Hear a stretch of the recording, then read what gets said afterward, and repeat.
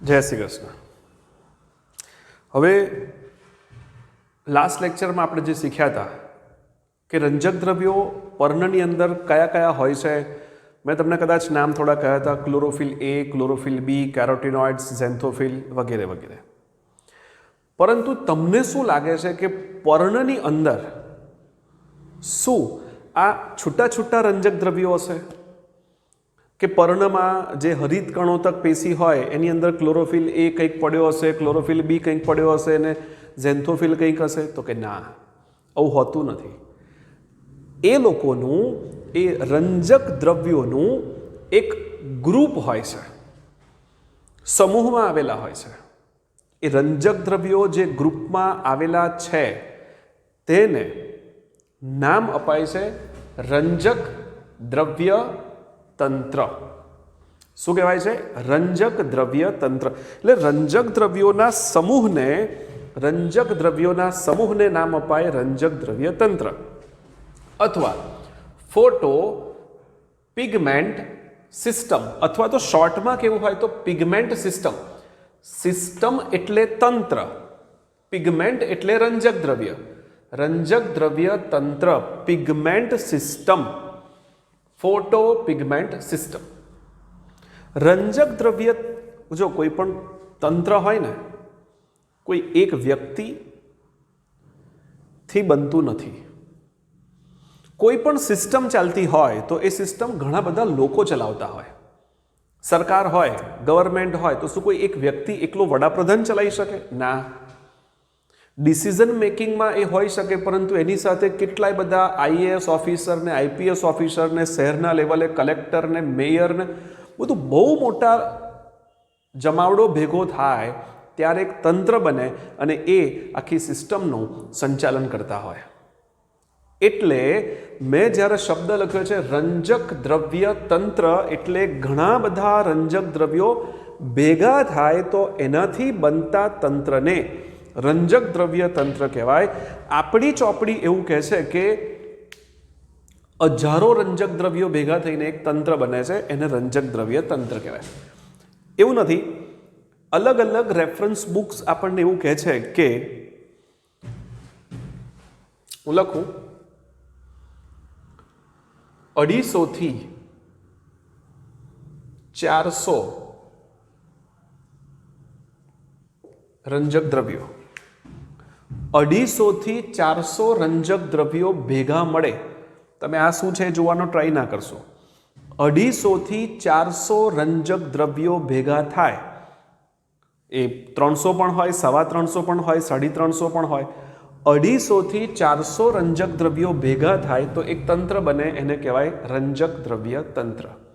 હવે મનમાં વિચાર આવે કે સર આવેલા ક્યાં હોય? પર્ણમાં આ રંજક દ્રવ્યો ક્લોરોફિલ ક્યાં આવેલા હોય? તો હું તમને એ સમજાવું. તમને આ આકૃતિને કોન્સન્ટ્રેટ ના કરશો હમણાં. તમે જે મુદ્દા લખી શકો તો પહેલો પોઈન્ટ મેં એવો સમજાયો કે ઘણા બધા રંજક દ્રવ્યો ભેગા મળી જે તંત્ર બનાવે તેને રંજક દ્રવ્ય તંત્ર કહે છે. એમાં રંજક દ્રવ્યોની સંખ્યા ઓછામાં ઓછી 250 અને વધુમાં વધુ 400 હોઈ શકે. ચોપડી કહે છે હજારોની સંખ્યામાં હોય છે. ત્રીજી વાત કહું, આ એક પોઈન્ટ પત્યું. ત્રીજી વાત કહું કે આવેલા ક્યાં હોય, કેટલા હોય એ ખબર પડી, ક્યાં હોય. તો હું તમને એક વાત સમજાવું કે આ હરિતકણ છે, ગયા લેક્ચરે દોર્યું હતું. એનું આ થાઇલેકોઇડ છે,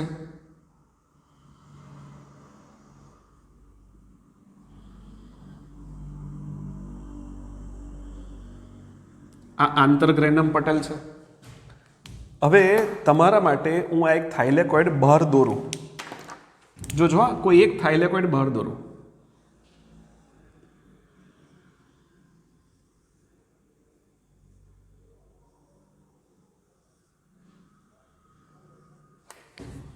આ એક જ થાઇલેકોઇડ મેં મોટું કરીને અહીં દોર્યું. તો યાદ રાખો, આ થાઇલેકોઇડનું જે પટલ હોય, જે ફોસ્ફોલિપિડના 2 સ્તરનું બનેલું હોય, આ થાઇલેકોઇડના પટલમાં આ રંજક દ્રવ્ય તંત્ર, એટલે કે પેલા 250 થી 400 રંજક દ્રવ્યોનું આ એક મેં તંત્ર દોર્યું છે. એ અહીંયા આવેલું હોય. ખબર પડી ગઈ?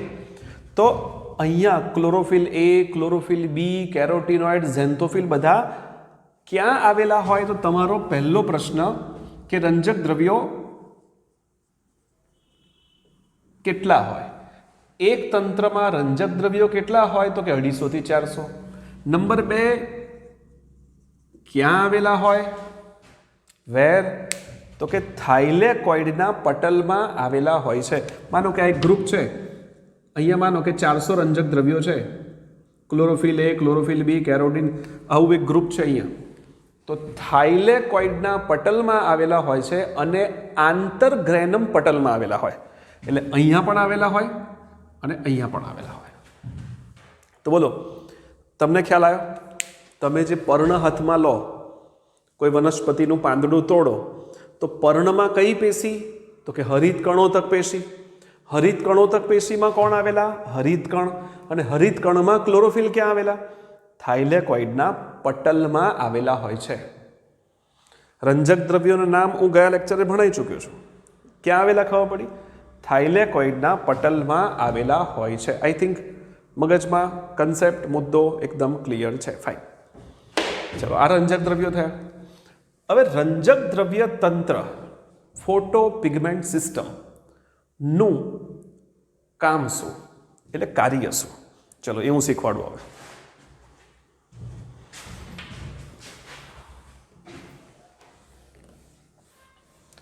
તો એમાં આવેલા કોણ કોણ છે? તો કે એમાં આવેલા ક્લોરોફિલ એ છે, ક્લોરોફિલ બી છે, કેરોટીનોઇડ છે, ઝેન્થોફિલ છે. આ બધા રંજક દ્રવ્યો છે. પરંતુ એમાં ક્લોરોફિલનો અણુ એકાંકી હોય. કેવો હોય? એકાંકી એટલે એકલો હોય. અને આવા તંત્રો ટોટલ 2 પ્રકારના છે. એટલે હવે હું 2 નામ લખું, પછી હું કાર્ય સમજાવું.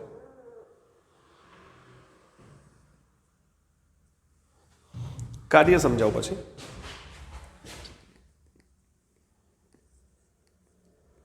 રંજક દ્રવ્ય તંત્ર 1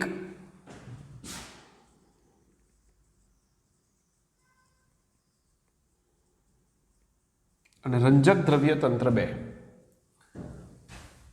રંજક દ્રવ્ય તંત્ર 2 પ્રકારના હોય. હરિતકણની અંદર હરિતકણમાં રંજક દ્રવ્ય તંત્રો 2 ટાઈપના છે.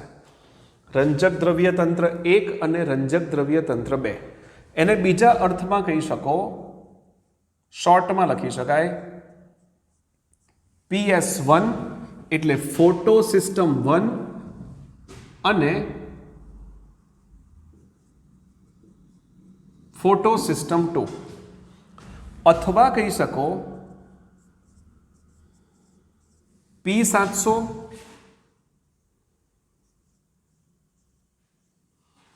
કે P680. તમારા મગજમાં અત્યારે કશું નહીં ઉતરતું હોય, બધું બાઉન્સર જતું હશે. પણ હું આમે દોર્યું તો એ શું હતું? થાઇલેકોઇડ.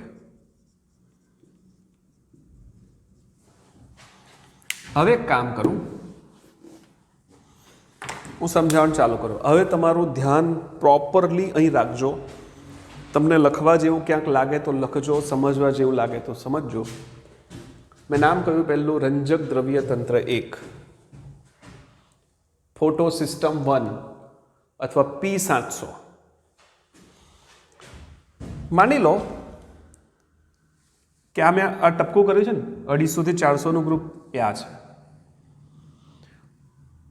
એવું ધારી લો કે આમાં રંજક દ્રવ્યો, આ ટોટલ આ રંજક દ્રવ્યો 350 છે.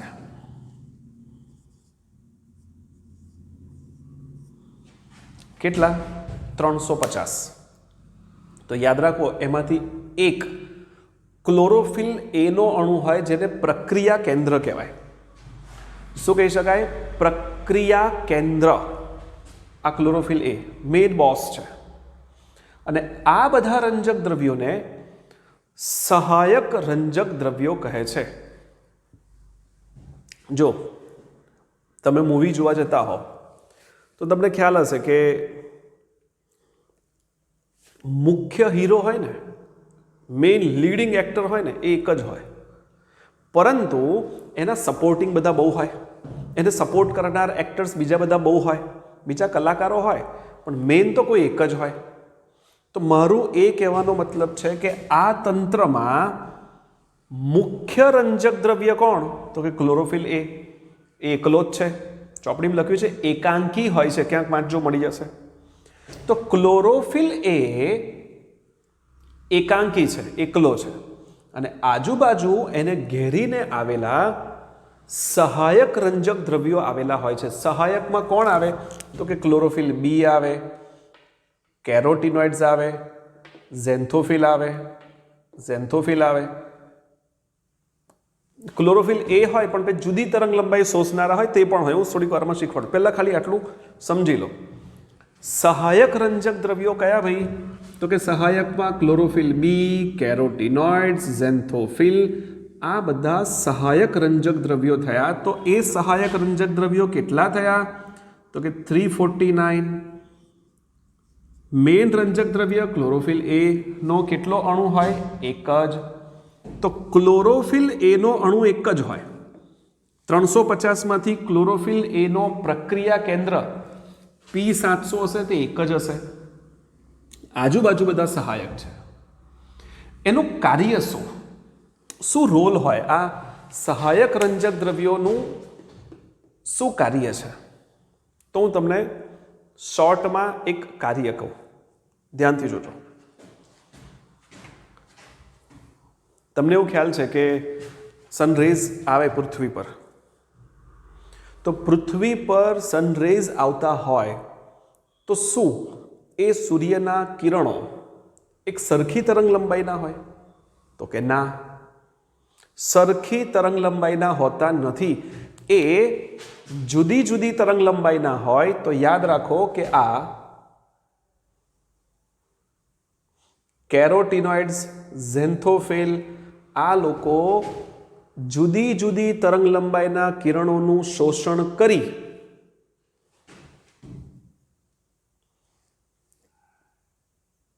પ્રકાશના કિરણોને, તરંગોને ક્લોરોફિલ એ તરફ કેન્દ્રિત કરાવે છે.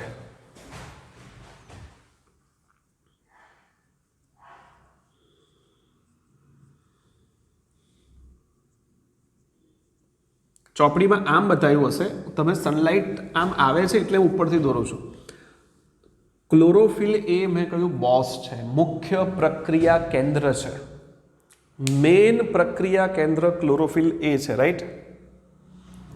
એટલે થાય છે શું કે આ ક્લોરોફિલ એના અણુ એકલો તો બધું શોષી શકવાના નથી, એટલે આજુબાજુવાળા ક્લોરોફિલ બી, કેરોટીનોઇડ, ઝેન્થોફિલ એ લોકો જુદી જુદી તરંગ લંબાઈના કિરણોનું શોષણ કરી કોના ઉપર કેન્દ્રિત કરાવડાવે છે? તો કે ક્લોરોફિલ એ ઉપર ફોકસ કરાવડાવે. એટલે ક્લોરોફિલ એ ઉત્તેજિત થાય, અને એ ઉત્તેજિત થાય તો પ્રકાશ શક્તિનું રૂપાંતરણ રાસાયણિક શક્તિ એટલે પર્ટિક્યુલર પહેલા વિજાણુ શક્તિમાં રૂપાંતરિત કરશે. હું 5 મિનિટમાં કહું તમને આ 349 રંજક દ્રવ્યો છે, એ લોકોનું કાર્ય ખબર પડી? તમે કહેશો ના સર ખબર ના પડી. ફરી તમને કહું, એક સેકન્ડ, જો કદાચ બ્લડ થયું તો જોઈ લઈએ.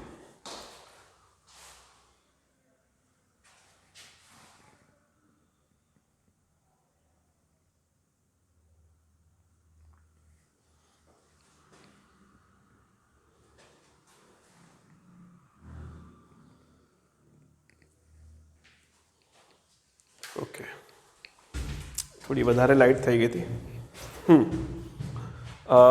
શું કહેવા માંગતો હતો કે આ 349નું કાર્ય શું? સહાયકનું કામ જુદી જુદી તરંગ લંબાઈના કિરણોનું શોષણ કરી કોના ઉપર ફોકસ કરાવવાનું? ક્લોરોફિલ એ ઉપર ફોકસ કરાવે. વાર્તા અહીં થેટ્સ ઇટ, પૂરી થઈ ગઈ. હવે મારે તમને એને બીજી રીતે સમજાવવું હોય તો એક ઉદાહરણ આપીને સમજાવું, પછી એક પોઈન્ટ સમજાવું, અને પછી હું તમને બીજું એક એક્ઝામ્પલ કહું. તમારા માઇન્ડમાં આ કન્સેપ્ટ બેસી જશે તો આ બે સમજાવવાનું મારા માટે રમતની વાત છે. સૌથી પહેલી વાત, કે તમે નાના હશો જ્યારે ત્યારે કદાચ આવી રમત રમ્યા હોય, બહુ નાના હોવ ત્યારે કદાચ આ પ્રકારની રમત રમ્યા હોય કે ઉનાળાનો ટાઈમ હોય. ધ્યાનથી મારું ઉદાહરણ સમજજો, તમને આ ખ્યાલ આવી જશે. ઉનાળાનો ટાઈમ હોય, વેકેશન પડ્યું હોય, તો ઉનાળાની બપોરમાં તમારામાંથી કેટલાક લોકોએ આવો ટ્રાય કર્યો હશે કે પેલો બિલોડી કાચ લો. બિલોડી કાચ આવે છે, તમે જોયો છે બધા, ડિસેક્શન બોક્સમાં કદાચ જોયો હોય. તો બિલોડી કાચ લઈને દિવાસળીને સળગાવવાનો પ્રયત્ન કર્યો હોય. હવે થાય છે શું કે આ દિવાસળી છે,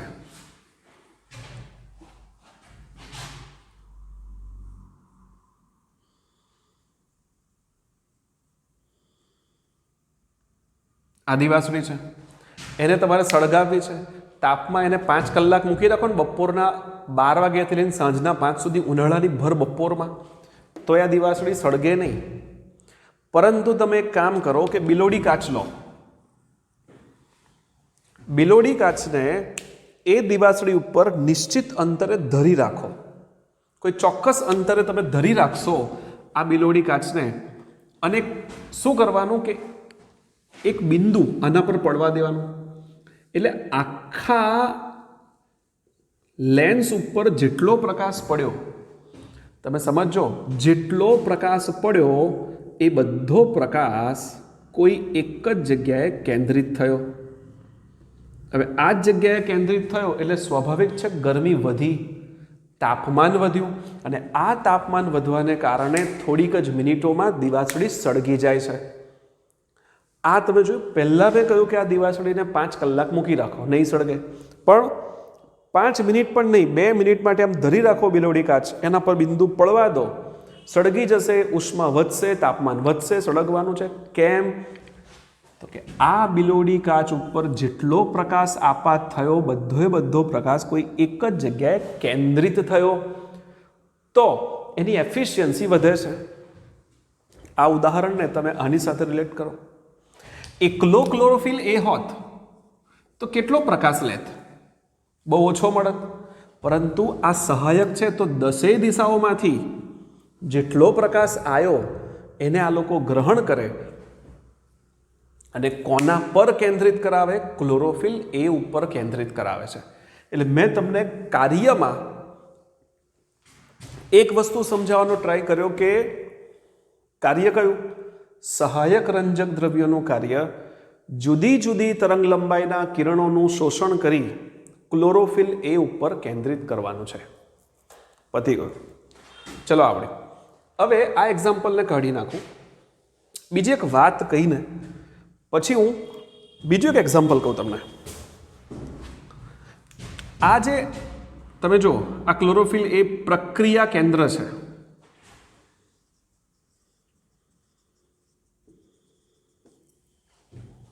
કયું છે? પ્રક્રિયા કેન્દ્ર, રિએક્શન સેન્ટર. હવે વાત જોજો કે તમને આ જે બ્લુ કલરના દેખાય છે ને, આ આજુબાજુના રંજક દ્રવ્યો, એને કોર રંજક દ્રવ્યો કહી શકાય, કોર પિગમેન્ટ કહેવામાં આવે. Core pigment. અને આજુબાજુના છે એને તમે એન્ટેના કહી શકો, એન્ટેની અથવા તો એન્ટેના.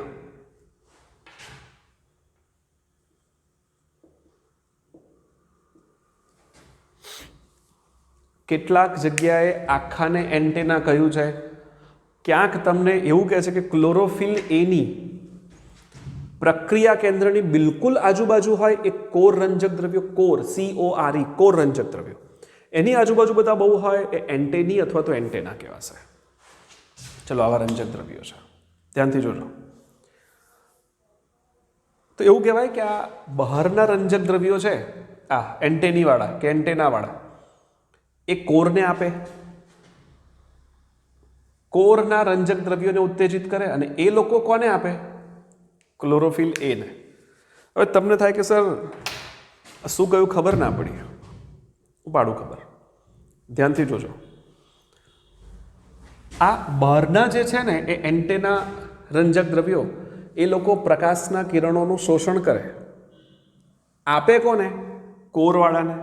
અને કોરવાળા કોને આપે? ક્લોરોફિલ એ ને. અલ્ટિમેટ ઉત્તેજિત થવાનું કામ અને એમાંથી ઇલેક્ટ્રોન રિલીઝ કરવાનું કામ. યાદ રાખજો, આ ઉત્તેજિત થશે ને તો એમાંથી ઇલેક્ટ્રોન્સ મુક્ત થશે, એને પછી કોઈ સ્વીકારી લેશે, કોઈ ગ્રાહક સ્વીકારશે, આવતા લેક્ચરમાં આવશે. તો આ ઇલેક્ટ્રોન્સ નીકળશે ક્લોરોફિલ એમાંથી અને ત્યાંથી પ્રકાશ સંશ્લેષણની શરૂઆત થશે. એટલે જુઓ, સૌર શક્તિનું રૂપાંતરણ વિજાણુ શક્તિમાં થયું, પછી આવતા લેક્ચરે રાસાયણિક શક્તિમાં થશે. તો કોઈક તમને પૂછે કે સૌર શક્તિનું રૂપાંતરણ પ્રથમ શેમાં થાય? તો કે વિજાણુ શક્તિમાં, ઇલેક્ટ્રોન્સમાં. અને એનું રૂપાંતરણ શેમાં થાય? તો કે રાસાયણિક શક્તિમાં. તો યાદ રહેવું જોઈએ, આ સ્ટેપ બાય સ્ટેપ પ્રોસેસ છે. બીજી એક વાત કરું, આનું એક એક્ઝામ્પલ તમને નાનું કહું, પછી તમે કદાચ સમજો આ વાતને. તમે લગભગ 2014થી આ સિલસિલો ચાલુ છે. જ્યારથી મોદી સાહેબ વડાપ્રધાન થયા છે ત્યારથી એમને એક સિસ્ટમ ડેવલપ કરી છે કે દર મહિનાના છેલ્લા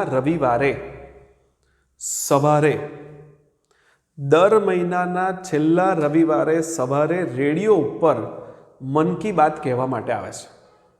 તમને બધાને ખબર છે, આજે 2020 થઈ ગયા.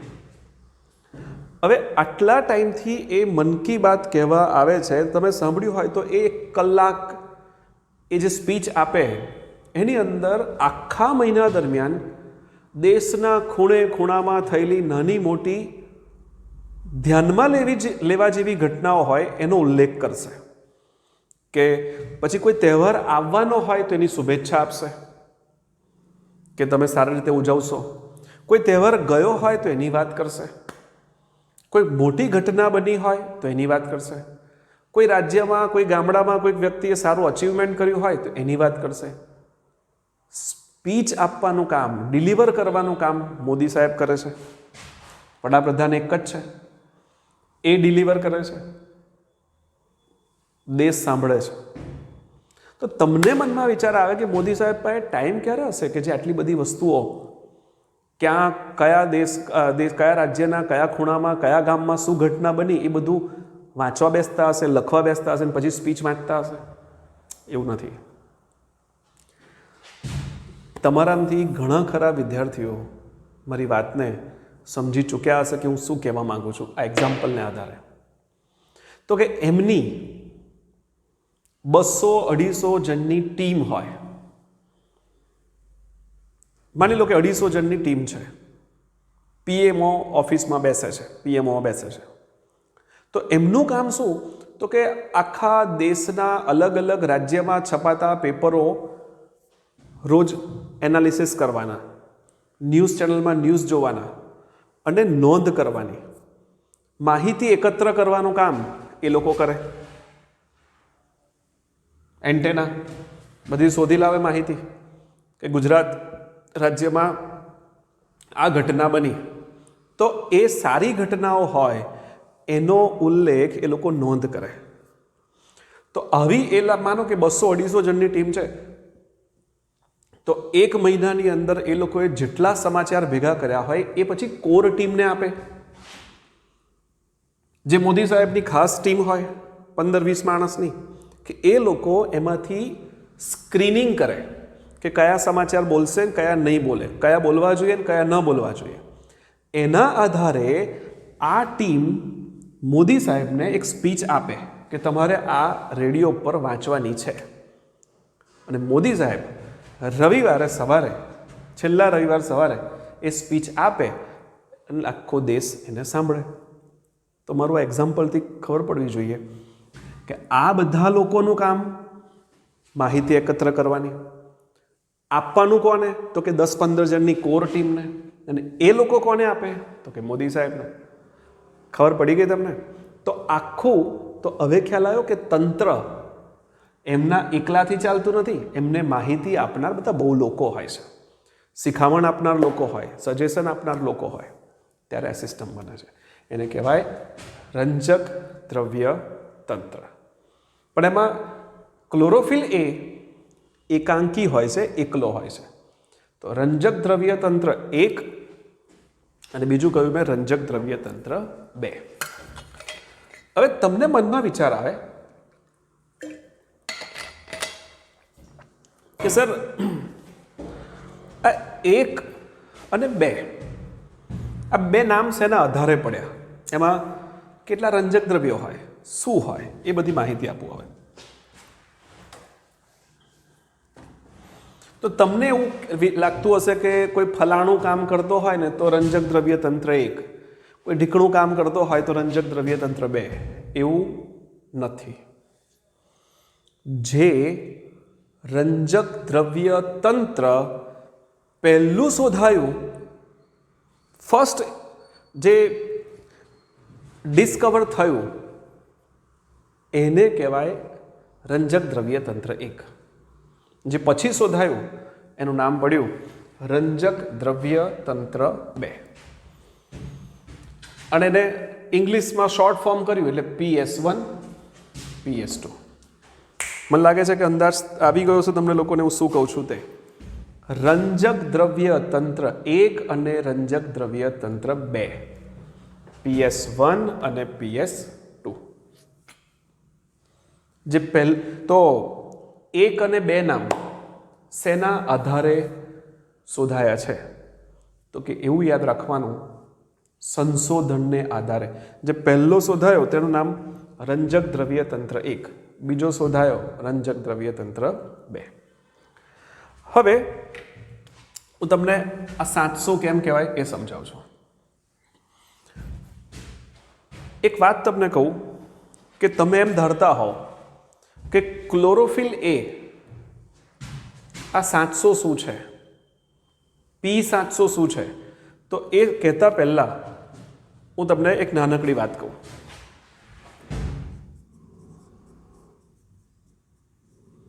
ક્લોરોફિલ એ 670, 683,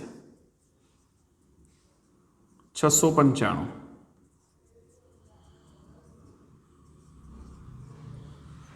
700. હવે તમને વિચાર આવે કે સર આ શું લખ્યું?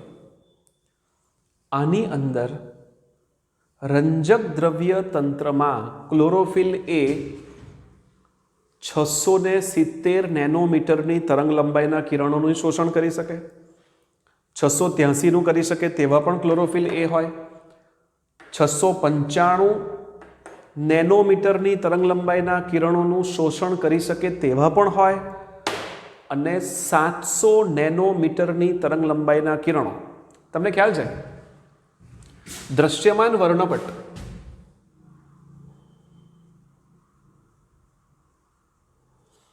ચારસો થી 700 નેનોમીટરનો હોય.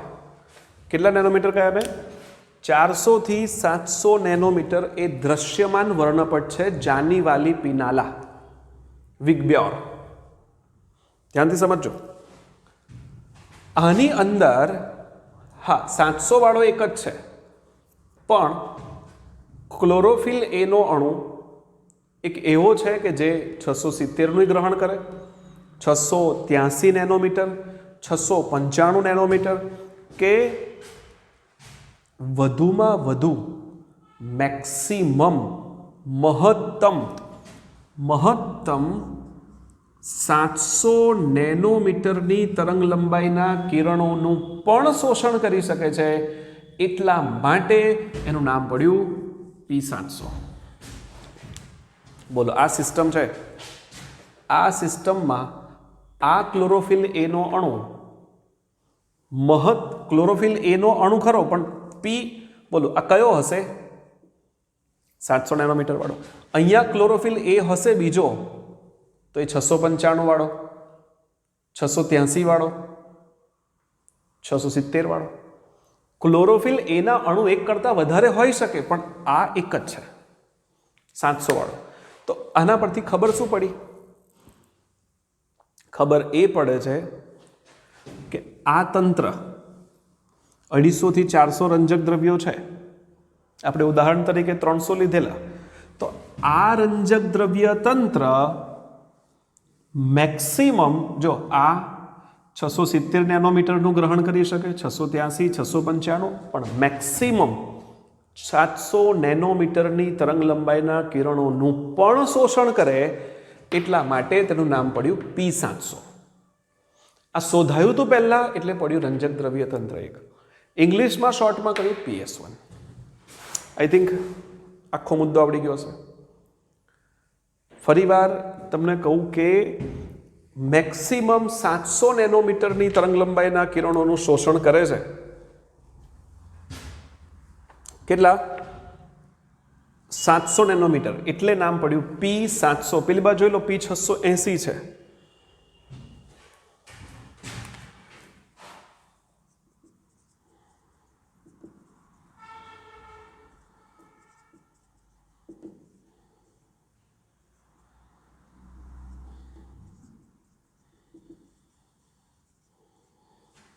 બોલો, આવું બીજું રંજક દ્રવ્ય તંત્ર હોય, એમાં ક્લોરોફિલ એ નો અણુ 660 નેનોમીટરનું શોષણ કરી શકે, 673, 680. તો બોલો, વધુમાં વધુ રંજક દ્રવ્ય તંત્ર 2 આવું સેમ બીજું છે કોઈક જગ્યાએ, માનો કે આ બીજું છે, આ બધા રંજક દ્રવ્યો છે એવું માનો. આ ક્લોરોફિલ એ નો અણુ મેક્સિમમ 680 નેનોમીટરની તરંગ લંબાઈનું શોષણ કરી શકતો હોય, મહત્તમ 680 નું શોષણ કરી શકતો હોય, તો એને કહેવાય P680. શોધાયું તું આના પછી એટલે નામ પડ્યું રંજક દ્રવ્ય તંત્ર 2, PS2. તો સમજ પડે છે. ક્લોરોફિલ એના અણુ 1 કરતાં વધારે છે, પરંતુ મેક્સિમમ વાળો કોઈ એકાંકિત છે. એટલે પ્રક્રિયા કેન્દ્ર, આ પ્રક્રિયા કેન્દ્ર કહેવાય, આ પ્રક્રિયા કેન્દ્ર કહેવાય. આ બધા સહાયકમાં જ આવી જાય. હવે તમને એક બીજું તફાવત કહું આ લોકોનો. મહત્તમ 700 નેનોમીટરનું શોષણ કરી શકે તે PS1, મહત્તમ 680 નું કરી શકે એ PS2. એનું સ્થાન કહું, સ્થાન સમજાવું. મને ખબર નહીં, એવું કેમ લાગે છે કે તમે આ મુદ્દા પછી આખો કન્સેપ્ટ મગજમાં બેસી ગયો હશે.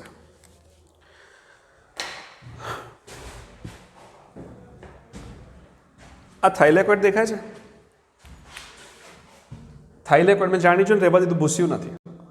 થાઇલેકોઇડના પટલમાં બહારની બાજુએ, થાઇલેકોઇડના પટલમાં બહારની બાજુએ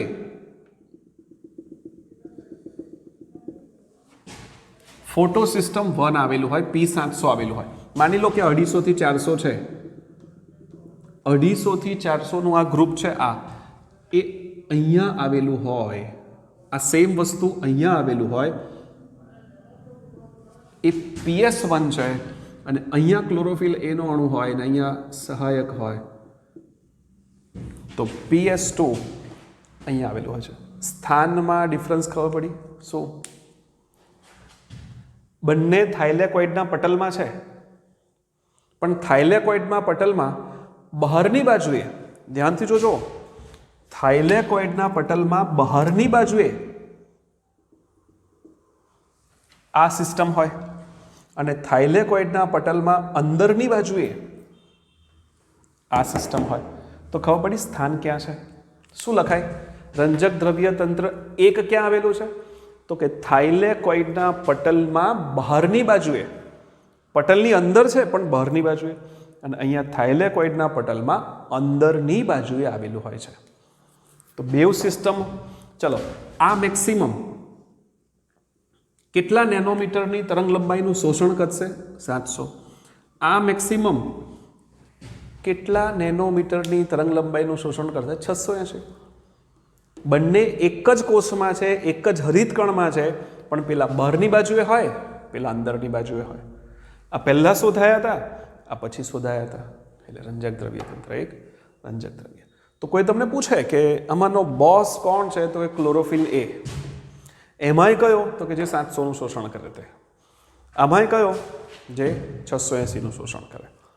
તો આ રીતે તમે રંજક દ્રવ્ય તંત્ર એના પ્રકારો સમજી ગયા છો.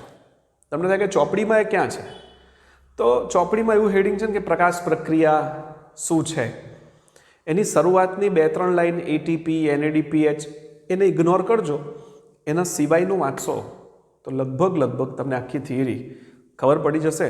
અને હું માનું છું કે આ ટૉપિક તમને આવડી ગયો હશે. બરાબર. હવે એટલો સમય બચ્યો પણ નથી કે હું નવા ટૉપિકની શરૂઆત કરું. એટલે આવતા લેક્ચરે ફરી કોઈક નવો ટૉપિક જોઈશું. Thank you.